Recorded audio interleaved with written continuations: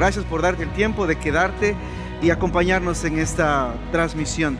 Esperamos que todo lo que hacemos acá en Ecuador, en Santo Domingo de los Áchilas, sea de bendición para ti y que podamos ayudarte también y juntos crecer en esto del estudio, del aprendizaje de la palabra de Dios, la Biblia. Así que gracias por darte el tiempito de quedarte en esta transmisión. Listo, mis hermanos, yo quisiera que abran sus Biblias en Hechos, capítulo 5. La historia habla de la iglesia local, de algo tan bonito que esta pareja lo contamina.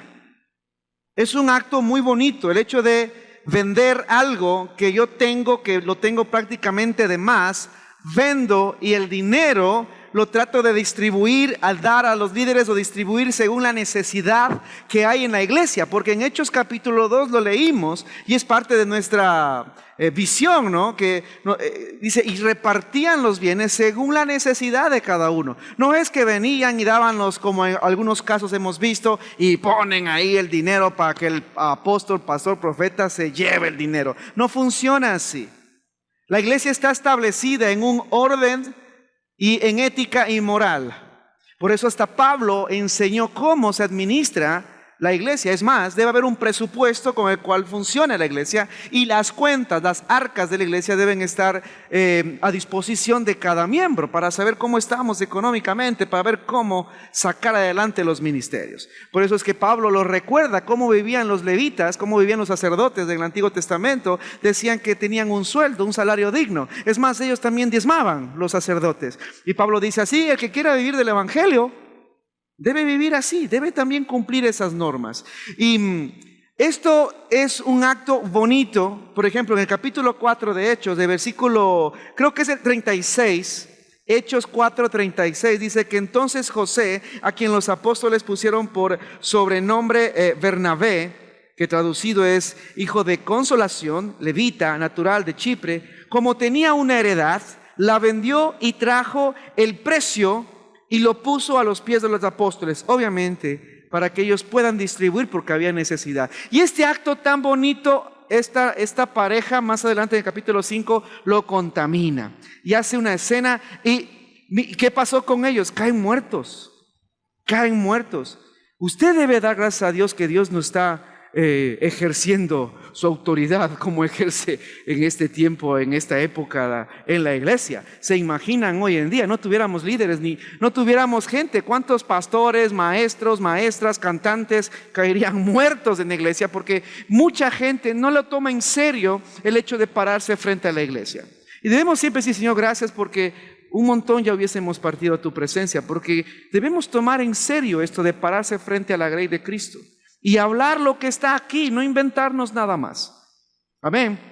Entonces mira el hecho tan vergonzoso. En el capítulo 5, versículo 11, dice: y vino gran temor sobre toda la iglesia y sobre todos los que oyeron estas cosas. O sea, después de esta noticia que se corrió de que murió una pareja por mentirle a los apóstoles, por mentirle al Espíritu Santo, dijo Pedro, murió una pareja, entonces eso se corrió y vino miedo, temor, tanto en la iglesia como en los de fuera. Es como que si Dios estaba limpiando, haciendo una limpieza en esta iglesia, porque quería un fundamento de iglesia primitiva, un fundamento legítimo, quería prácticamente unos cimientos fuertes, basado en la ética y la moral, en la verdad. Y por eso es como que Dios limpiara esta iglesia que está creciendo tremendamente. Recuerdan que ya 3,000 ingresaron a la membresía de la iglesia, era un avivamiento increíble. Y como que Dios dice: espérate, esto que comienza ahora tiene que ser bien. Y hace una pequeña limpieza de entrada. Dijo: no, aquí yo voy a tomar cosas en serio, para que la gente lo tome en serio. Pero me llama la atención de que comienzan ellos a tener temor a Dios, pero por lo que pasó, mas no por lo que dicen: no, es que Dios es justo, es lo mejor que podemos hacer. Qué justo que es Dios, así debería castigarnos a todos. No, es por el miedo a morir que la mayoría comienza a reaccionar. Miren lo que está en el versículo 12. Y por mano de los apóstoles se hacían muchas señales y prodigios en el pueblo, y estaban todos unánimes en el pórtico de Salomón. Y el versículo 13 dice: de los demás Ninguno se atrevía a juntarse con ellos, mas el pueblo los alababa grandemente. ¿Quiénes son los demás? Eran creyentes. Creyentes, dice, comenzó a haber un avivamiento, dice, los apóstoles comenzaron a hacer grandes señales, pero de los demás, ninguno se acercaba, quería atreverse a juntarse con los apóstoles. Obviamente, los apóstoles eran también perseguidos y criticados también, a pesar de demostrar que tenían poder de parte de su Señor, también eran perseguidos. Quizá no se juntaban con los apóstoles por vergüenza de que los critique la gente, pero también por el miedo. Es que como si me apego mucho a ellos, no vaya a ser que caiga muerto. El que no tiene problemas y su corazón está bien delante del Señor, ¿qué problema tiene de trabajar con los apóstoles? Pero por los demás, dice, ninguno se atrevía. Es como decir, ¿y en tu iglesia cómo están? Sí, estamos chéveres, ¿no? Mi iglesia está creciendo, las alabanzas han incluido nuevas canciones y está bonito, pero ¿y novedades? No, novedades ninguna. Cantamos en alabanza y mientras cantamos caen muertos los hipócritas. Así. Mientras estamos alabando, los hipócritas caen muertos. Eso es lo que está pasando acá. Entonces la gente dice, no, a esa iglesia no voy. Ahí parece que Dios ahí toma en serio las cosas. Allí no voy. Entonces, como que algo no, a la gente le espanta. Por eso le digo, dé gracias a Dios de que Él no actúa hoy, por su misericordia, no actúa como actúa aquí. Porque si no, ni siquiera tendríamos cristianos en las calles el día de hoy. Por miedo, porque es tan difícil para la mayoría de los cristianos dejar el pecado. Es tan difícil. No lo quieren dejar. Les gusta, les atrae, viven como el resto de paganos. Y Cristo dice, no, espérate, si me perteneces, si vienes a mí a adorarme, por favor. Cristo hizo tantos milagros a la gente, curó a mucha gente. ¿Y qué les decía cuando Cristo? Levántate, tus pecados son perdonados. ¿Y qué les decía? Ve. ¿Y qué más? No peques más. Y eso es lo que Jesús dice, mira, anda, no peques más, mira las consecuencias, no peques más. Pero también dijo, deben ser santos porque nuestro Dios es santo.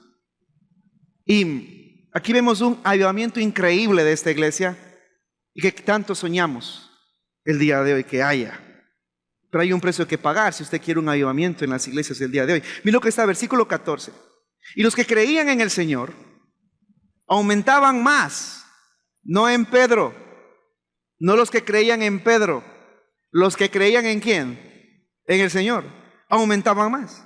Dice, gran número, así de los hombres como de mujeres, tanto que sacaban los enfermos a las calles y los ponían en cama, en lechos, para que al pasar Pedro, a lo menos su sombra cayese sobre alguno de ellos.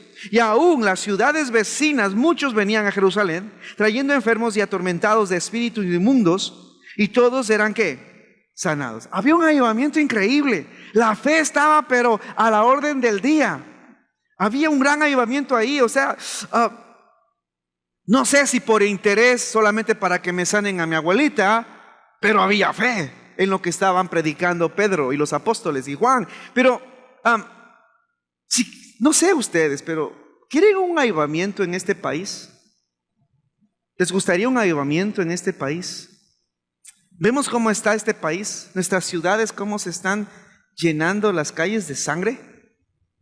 ¿Quieren un avivamiento en este país? El pueblo dice, ¿cuántas iglesias están listas para que Dios primero comience a limpiarlas como esta?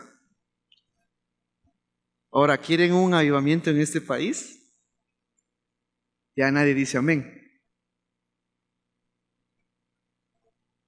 ¿Entienden esto?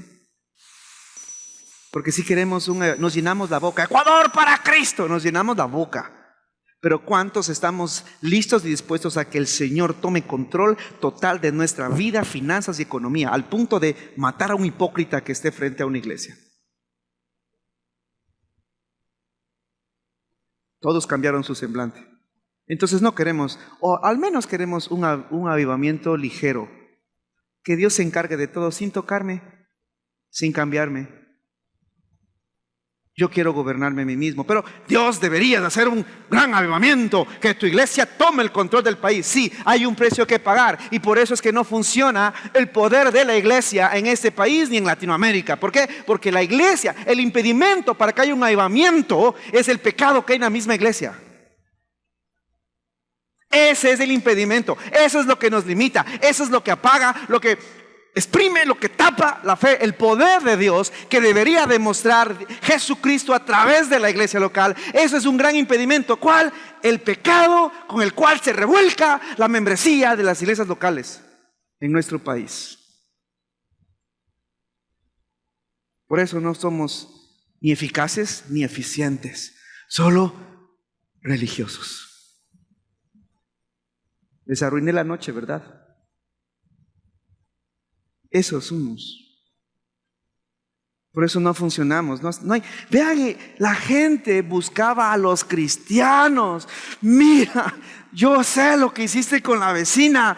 Te ruego, mi hijo está poseído, mi hijo está enfermo. Te imploro, es que he visto que existe Dios. He visto y creo en el poder de su Hijo amado Jesús, porque he visto lo que pasó con el vecino. Creo, yo también creo, y te garantizo que si sacas al demonio que está en mi hijo, te garantizo que él caerá a los pies de Cristo, porque yo lo creo. Esa fe llevaba a los pies de los apóstoles de la gente. Y la iglesia crecía, pero Dios dijo: quiero que sea una iglesia creciente, pero con cimientos éticos verdaderos, con cimientos fuertes en la verdad. Y mató a una pareja. Suficiente para que haya un avivamiento en base al temor y al respeto. ¿Me estoy explicando? ¿Aló? ¿Están aquí? No somos poderosos como nos jactamos, porque el pecado nos limita a realmente hacer un cambio en nuestra nación, en nuestras propias familias, en mi propia finanza, en mi propio bolsillo, en mi propia mente, en mi propio corazón, con tantos sentimientos del pasado que dejo que me molesten en vez de coger cosas nuevas para que de aquí en adelante solo vea un futuro hermoso siguiendo a Cristo Jesús. Ahí está el problema. Y Jesús, el Señor, te quiere siempre en el mañana. A Él no le interesa tu pasado. ¿Sabías de eso? Todas las partes donde Dios dice te daré, te veré, te guiaré, es mañana. Si tan solo cambias tu manera, está todo, te vuelves en mis caminos. Él está queriéndote del hoy para mañana. A Él no le importa tu pasado, porque a Él no le interesa, ni debería interesarte a ti.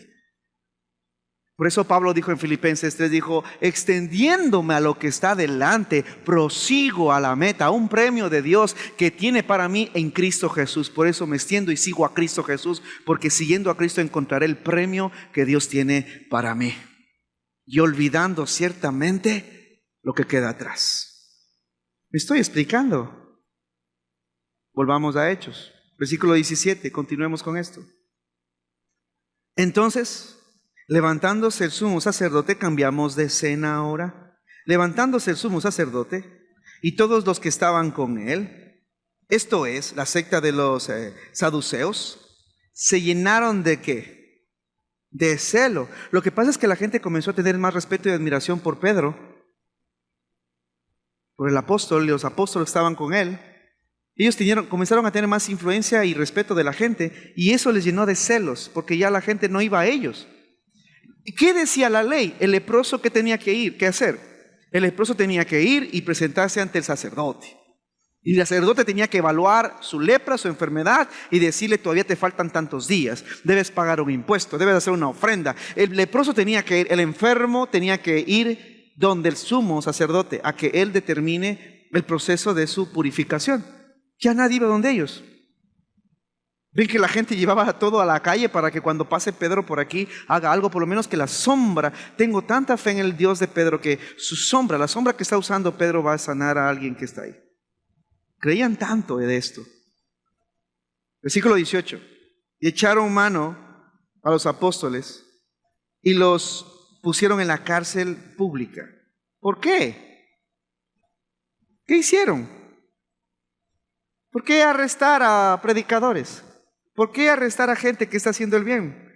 Versículo 19. Mas un ángel del Señor, Abriendo de noche las puertas de la cárcel y sacándolos, dijo: id y puestos en pie en el templo, anunciad al pueblo todas las palabras de esta vida.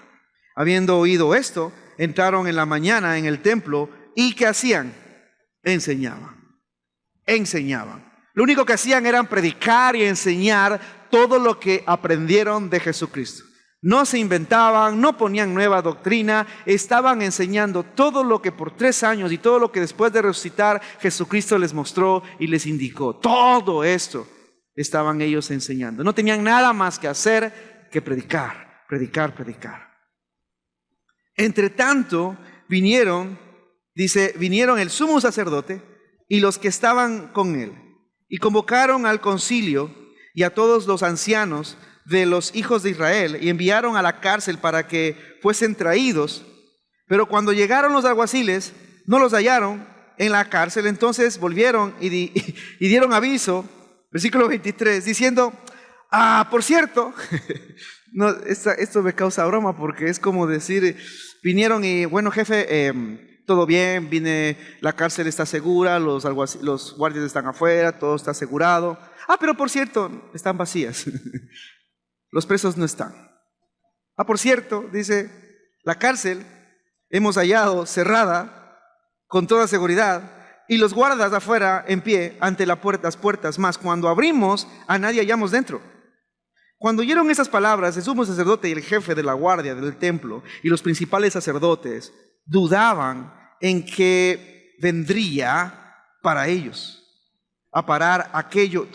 Dudaban, digo, ¿a dónde va a ir todo esto? 25. Pero viniendo uno, les dio esta noticia: he aquí, los varones que pusiste en la cárcel están en el templo y enseñan al pueblo. Entonces fue el jefe de la guardia con los alguaciles y los trajo sin violencia. O sea, tenga la bondad, Señor. ¿Recuerdan que estaban presos?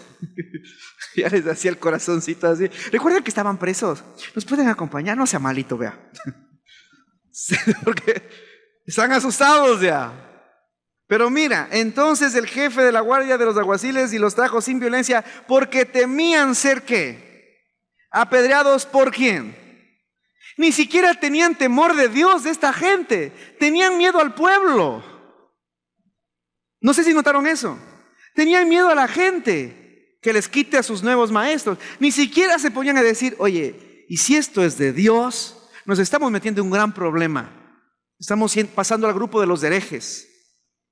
Ni siquiera eso. Más bien se preocupaban de que el pueblo no les tire piedras. Versículo 27. Cuando los trajeron, los presentaron en el concilio.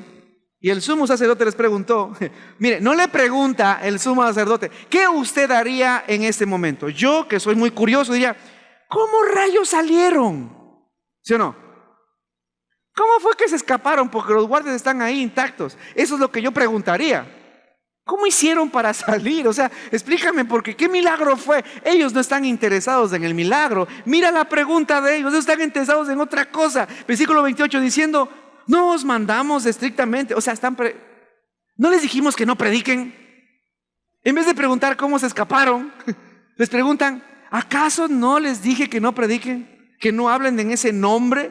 Y ahora habéis llenado a Jerusalén de vuestra doctrina y queréis echar sobre nosotros la sangre de ese hombre, diciendo, ¿quieres que nosotros frente al pueblo, que el pueblo diga que nosotros somos los culpables de que mataron a ese Jesucristo en la cruz? Están más preocupados todavía de cuidarse, de lavarse las manos, de cuidarse la espalda, en vez de preocuparse. Lo que está pasando no es normal. Lo que está pasando no es normal. Y a veces nosotros como iglesia, primero, como cristianos, tenemos miedo a la gente y no a Dios. Vemos que algo no nos cuadra en nuestra vida, algo no nos cuadra en las finanzas, algo no nos cuadra con nuestros hijos, con nuestra familia, algo no cuadra con la iglesia que no está haciendo un boom, algo no nos cuadra y estamos más preocupados en otras cosas Y en vez de preocuparnos, decir, ¿no será que Dios nos está llamando la atención por algo? ¿No será que Dios quiere que busquemos más en Él alguna otra forma, método, otro camino por donde ir? ¿No será que Dios nos quiere demostrar que nuestra economía tiene un propósito? Y en vez de enfocarnos y buscar a Dios por una respuesta a lo que no nos cuadra, nos preocupamos por lo que dice la gente y comenzamos a hacer preguntas que no tienen nada que ver con Dios. ¿Me estoy explicando? ¿Aló? Están bravos esta noche. Eso es lo que estamos. Ellos se preocupan. No les dije que no prediquen. Hay gente, hay cristianos que tienen miedo a la gente más que a Dios y otros que tienen más a la... Hay gente que es llamada al ministerio, y aquí lo voy a decir con mucha crueldad. Hay gente llamada al ministerio, a vivir 100% del ministerio, pero temen más a la pobreza que a Dios. Porque creen que en el ministerio se van a comer la camisa. Si Dios te llamó, vaya. ¿Aló? Si Dios te llamó, vaya. Si Dios te quiere usar en una área de su vida en la que tú dices, este es un don de Dios, esto no lo desarrollé yo solo, yo sola, esto creo que Dios me está ayudando porque soy muy buena en esto, muy bueno en esto, creo que Dios me está queriendo usar ahí, quédate y sírvele. Lo mejor que puedes hacer es eso. Quédate donde Dios te quiere usar. A veces tememos a otras cosas que quitamos la mirada de Jesucristo y comenzamos a ver el entorno, el miedo. Comenzamos a ver, miren cuántos niños están conociendo de Cristo allá en el plan de vivienda. Porque una hermana en su edad dijo, yo me voy a buscar y a predicarles a ellos. ¿Y cuánta gente que tiene mayor posibilidad y mayores cosas, mayor tiempo, mayor experiencia, sabe más Biblia? No podía hacer cosas sumamente más grandes y mejores para que el reino de Dios se expanda pronto antes de que Cristo venga. Pero no lo hacemos. Porque estamos preocupados en otra cosa y no en lo que Dios quiere. Dios, ¿qué quieres de mí? No. Estamos preocupados en que tengo que ir a la iglesia, tengo que vestirme bonito, bonita, no tengo que llegar tarde, apenas termine el culto tengo que salir antes de que me corchen o el pastor me llame la atención porque no vine el domingo anterior, así que antes que me vea yo salgo corriendo y trato de ir a la iglesia para que no me llamen los hermanos, para que no se preocupen por mí. Estoy preocupada más de que... ¿Y por qué no nos dejamos de preguntar tantas cosas y de preocuparnos de tantas cosas? ¿Y por qué no decimos, Jesús, ¿qué quieres de mí? Señor, ¿qué quieres que yo haga? ¿Para qué soy buena? ¿Para qué soy bueno? ¿En qué te puedo servir con eficacia y eficiencia? Donde me vaya bien, incluso en qué área de tus ministerios yo puedo servirte, donde hasta yo me sienta contento, contenta y funcione mejor. Porque parece que en esta silla, en el mezanine, cada domingo, en 1 hora y media, como que no funcionó bien. ¿No será mejor preguntarle a Dios en cómo te sirvo, cómo en tus manos, para qué soy bueno? ¿Aló? Sigamos, versículo 28, 29. Respondiendo Pedro los apóstoles dijeron, respondiendo a los líderes, ¿no les dijimos nosotros que no estén hablando de este Señor Jesús? No nos vengan a echar la culpa de su muerte a nosotros. Y Pedro, versículo 29, responde, y los apóstoles dijeron, es necesario que, ¿qué dice ahí? Obedecer ¿a quién? A Dios que a los hombres. Es necesario. O sea, necesito. Es urgente. Necesito obedecer a Dios y no a ustedes. Es necesario obedecer a Dios más que a los hombres. ¿Qué pasará en ciertos países? ¿Usted se ha imaginado, se ha puesto a pensar en esos países donde es prohibido reunirse para hacer cultos? ¿Qué hacen los cristianos en esos lugares? ¿Se ha puesto a pensar en esos lugares donde es prohibido cargar una Biblia públicamente? ¿Qué hacen los cristianos en esos lugares? Esa gente corre riesgos y dijo, no, es que quiero reunirme a cantarle a mi Señor, aunque la gente me lo prohíba. Hermanos, pueden legalizar lo que usted piense. Y mira lo que está más adelante, versículo 30, dice, el Dios, miren hermano, no es porque Dios necesite nuestra obediencia, tengan cuidado. Dios no necesita nuestra obediencia.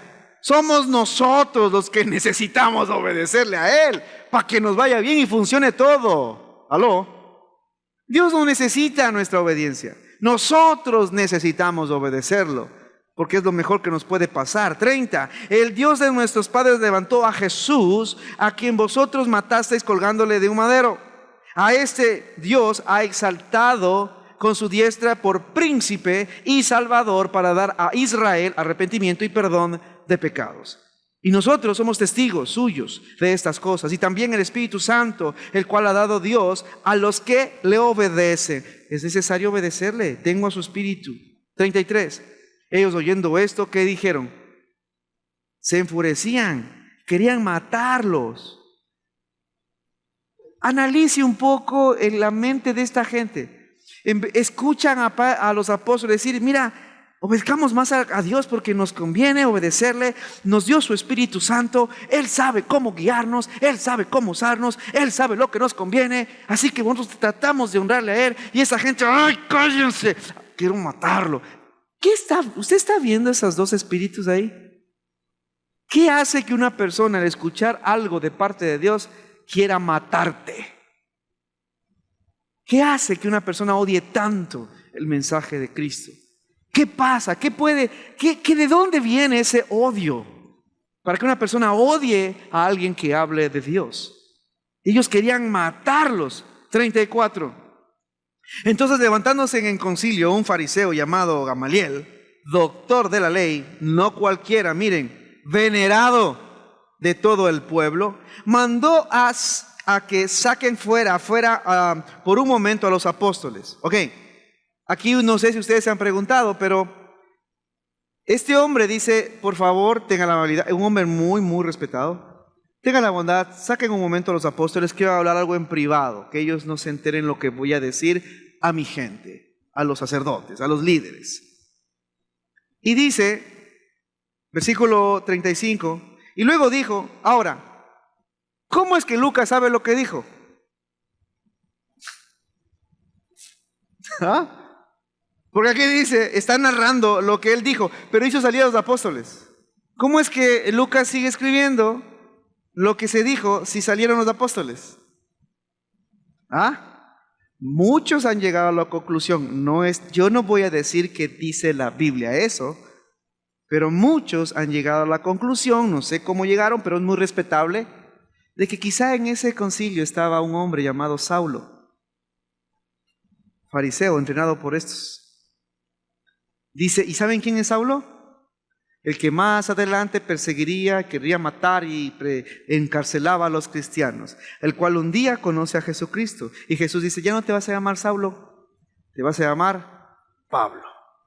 Quizá aquí pueda ser, quizá aquí estuvo en eso, porque quizá Saulo estuvo ahí, escuchó, y después como Lucas trabajaba con Saulo, quizá Pablo le dijo, mira, ¿sabes lo que pasó ese día? Escribe, eso pasó. Y como Lucas se dedicó a hacer una investigación para poner en orden los hechos, entonces quizá con la información de Pablo que Saulo estuvo ahí, escribe esto. Así que no se sorprendan de lo que está aquí, ¿ok? Tiene probablemente una explicación. 34, hizo sacar afuera 35, y luego dijo, varones israelitas, mirad por vosotros lo que vais a hacer respecto a estos hombres, porque antes de estos días se levantó Teudas diciendo que era alguien.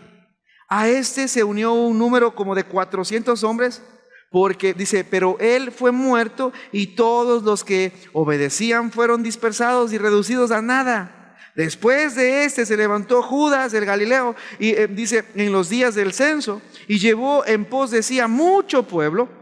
Pereció también él, y todos los que obedecían fueron dispersados. Y ahora os digo, apartaos de estos hombres y dejadlos, porque si este consejo o esta obra es de los hombres, se desvanecerá.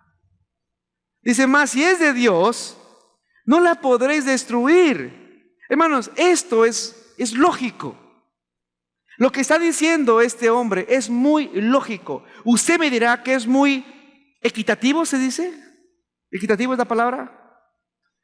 Esto es muy lógico.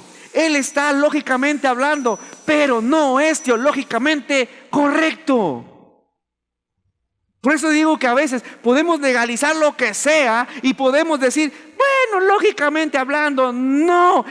Puede ser lógico, puede ser políticamente demandado, puede ser socialmente tolerado, pero la verdad seguirá siendo verdad.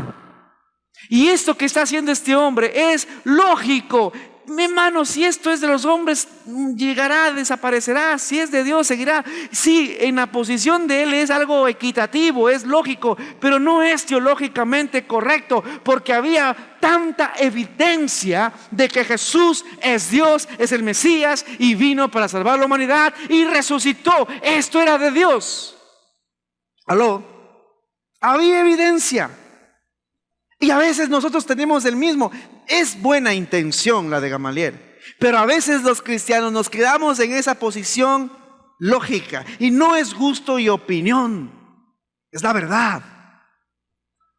Y nosotros estamos representando, siendo embajadores de Jesucristo. Y Jesucristo dijo, yo soy la verdad. ¿Aló?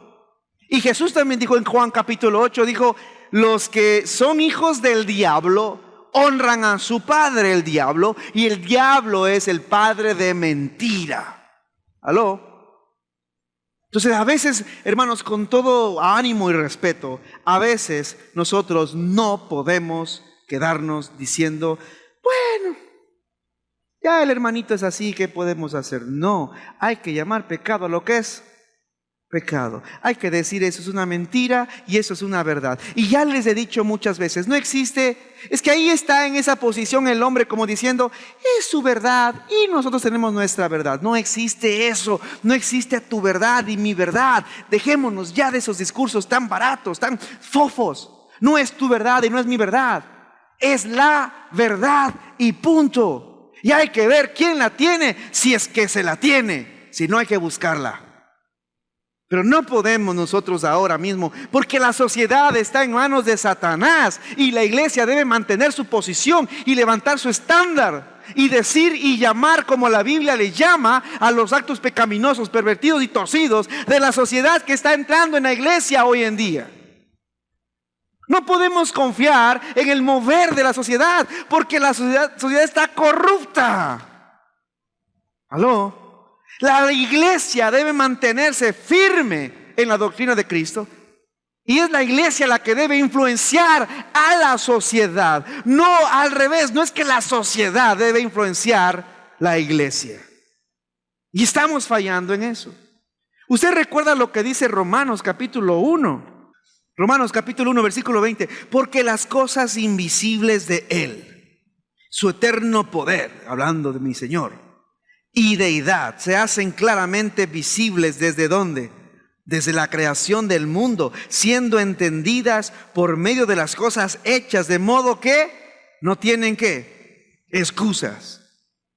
La gente afuera no tiene excusas. Ellos son conscientes de que hay Dios y que hay juicio, hay verdad, hay todo esto.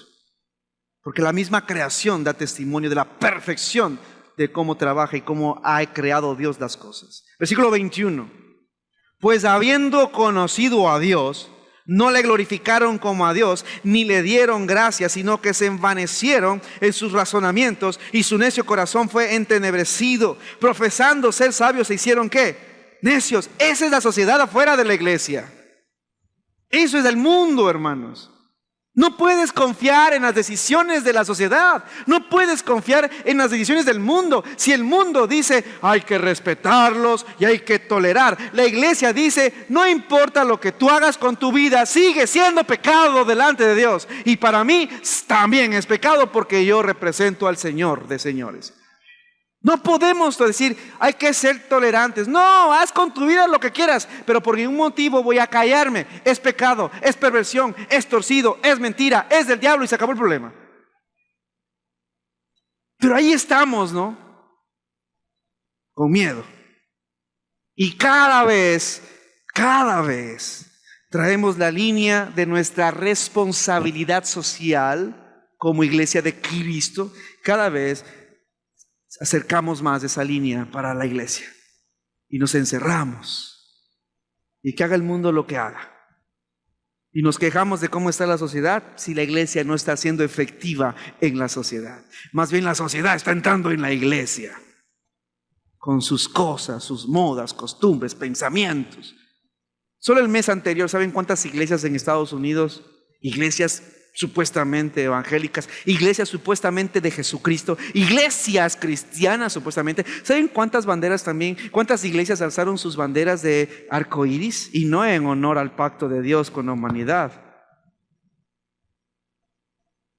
¿Saben cuántas iglesias cristianas? Muchas iglesias en Estados Unidos. Yo no sé qué tienen en la cabeza los líderes. ¿Usted cree que poniendo una bandera LGTB en la iglesia van a venir para conocer a Cristo y cambiar sus vidas? Este es el problema. La iglesia debió impactar afuera a la sociedad. Y es la sociedad manipulada por Satanás y sus demonios los que ahora la iglesia está escuchando. Por eso Pablo dijo, están escuchando doctrinas de demonios, los mismos cristianos. Lo siento. Y cambiaron su gloria de Dios incorruptible en semejanza de imagen de hombre corruptible, de aves, de cuadrúpedos, de reptiles, por lo cual también Dios los entregó a la inmundicia en las concupiscencias de sus corazones, de modo que deshonraron entre sí sus propios cuerpos y ya cambiaron la verdad de Dios por la mentira, honrando y dando culto a las criaturas antes que al Creador, el cual es bendito por los siglos. Amén. No sé si me estoy explicando con todo esto. Volvamos a Hechos. Hechos capítulo 5. Versículo 39, 5:39. Mas si es de Dios, decía este hombre, no lo podéis destruir. No seáis tal vez, digo yo, dice él, hallado contra Dios. Se está poniendo temor. Y convinieron con él y llamando a los apóstoles, obviamente, hay que dejarles la firma, ¿no? Ya que pasaron por el concilio, vámonos firmando la espalda. ¿Qué es lo que dice ahí? Y después de haberlos azotado, como para que digan que hicimos algo, azotémoslo. ¿Qué mente tan mala? Dice, llamando a los apóstoles, después de azotarlos, les intimidaron para que no hablasen en el nombre de Jesús y los pusieron en libertad. Y ellos salieron de la presencia del concilio gozosos de haber sido tenidos por dignos de padecer afrenta por causa de ¿quién? Del nombre. ¿Qué nombre? Jesús. No Pablo, no Pedro, no Juan, Jesús. Todo gira en torno a ¿qué? A Jesús. Y las iglesias honran ¿a quién? A Jesús. La figura que se debe promocionar en una iglesia es la persona y obra ¿de quién? De Jesús. Aquí promocionamos a Jesucristo, el de la cruz que resucitó, a nadie más. Su nombre, no una foto, su nombre. Porque todo es por Él, para Él y por medio de Él. Amén. Así que sigamos adelante y corrijamos esas tonterías que el pastor promueve. Sigamos. Y terminamos versículo 42. Y todos los días en el templo y por las casas no cesaban de ¿qué? ¿De remarles la merienda? ¿No cesaban de pedir pan, que caerles justo en el almuerzo? No. ¿Qué hacían ellos? Enseñar y predicar ¿a quién? A Jesucristo. No sus experiencias. Mira qué pilas que salimos, cómo recibir, mira cuántos azotes tengo. No estaban predicando sus experiencias, predicaban a Jesucristo. Amén. Así que quedamos en eso ahora. Salga de aquí, Jesucristo es el primero y el último, de quien debemos pensar, honrar y del cual debemos compartir. Amén. Y Padre amado, gracias te damos por este momento donde hemos podido leer el capítulo de tu palabra y hemos podido aprender y reflexionar y recordar y Padre, reconocer errores que a veces nos dejamos, mi Dios, influenciar. El mundo y sus doctrinas entrando a la iglesia de tu Hijo amado Jesús. Padre, ayúdanos a tener control de esto. Y que nosotros no nos dejemos impresionar por los atavíos de la vida y que quitemos la mirada de Cristo Jesús y su doctrina. Que no hablemos de nadie más ni promocionemos a nadie más que no sea su nombre, Jesús, Salvador, Mesías. Y perdónanos porque a veces hacemos cosas como las que ellos hicieron por miedo, por conveniencia, y buscamos a Jesús por la motivación equivocada. A veces tenemos miedo a otras cosas y no a tus designios, porque no entendemos que obedecerte es lo mejor que nos puede pasar en la vida. A ti sea la gloria y la honra, y perdona nuestras fallas y pecados. Que tu Santo Espíritu nos ayude siempre a tomar buenas decisiones. Que nos remueva las cosas, que nos aclare lo que hay que corregir y nos dé fortaleza para fortificar, mi Dios, las partes de las habilidades y dones que nos diste para funcionar mejor en tu iglesia local y por medio de tu iglesia local ir a otras personas que no conocen de tu Hijo ni lo que hizo en la cruz. Que podamos tener sabiduría de palabras para poder esclarecer y dar el mensaje claro, sin prejuicio ni perjuicio, sino con amor. Que podamos tener esa capacidad de soportar, mi Dios eterno. Que podamos también tener la firmeza para defender nuestra posición en Cristo Jesús. Perdónanos si hemos sido negligentes y nos hemos mirado para otro lado. Perdónanos si a veces hemos sido tolerantes a las cosas que están mal delante de ti, y llénanos de fortaleza. Que podamos llamar pecado a lo que es pecado y verdad a lo que enseñó Jesús. Gracias por esto, mi Dios. Te pertenecemos. Cuídanos mucho, Padre, y vuelve pronto, Jesús. Es en tu nombre que decimos amén y amén. Dios me los bendiga. Y gracias a aquellos que nos siguieron en redes sociales. Desde Ecuador, un fuerte abrazo. Bendiciones. Será hasta la próxima.